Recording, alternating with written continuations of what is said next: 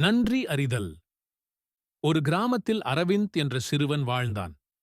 அவன் மிகவும் புத்திசாலி. ஆனால் ஒருபோதும் மற்றவர்களுக்கு நன்றி கூறுவதில்லை. பெற்றோர்கள் அவனுக்கு நல்ல உணவு கொடுத்தாலும் இஸ்தயவசமாக எடுத்துக்கொள்வான். ஒரு நாள் அவன் பள்ளியில் இருந்தபோது ஆசிரியர் ஒரு சிறப்பு பயிற்சி ஏற்பாடு செய்தார். மாணவர்கள் ஒவ்வொருவரும் ஒரு நாள் முழுவதும் கண்கள் மூடப்பட்டபடி இருக்க வேண்டும் என்று கூறினார்.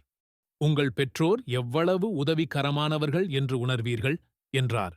அரவிந்த் கண்களை மூடிக்கொண்டு ஒரு நாள் முழுவதும் இருந்தான். நடக்க, சாப்பிட, புத்தகங்களை எடுக்க ஒவ்வொன்றிற்கும் அவன் பெற்றோர்கள், நண்பர்கள் உதவ வேண்டியது. அவன் செய்யும் ஒவ்வொரு செயலுக்காகவும் மற்றவர்களின் உதவி அவசியமானது என்று அவன் உணர்ந்தான். அந்த நாள் மாலையில் அவன் பெற்றோரை அணைத்துக்கொண்டு, நான் இன்று உணர்ந்தேன், நீங்கள் என்னை காப்பாற்ற எவ்வளவு உதவுகிறீர்கள்.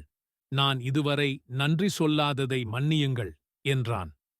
அந்த நாள் முதல் அவன் பெற்றோர்களுக்கும், ஆசிரியர்களுக்கும், நண்பர்களுக்கும், உதவியவர்களுக்கும் எப்போதும் நன்றி கூறத் தொடங்கினான். கதை நற்சிந்தனை.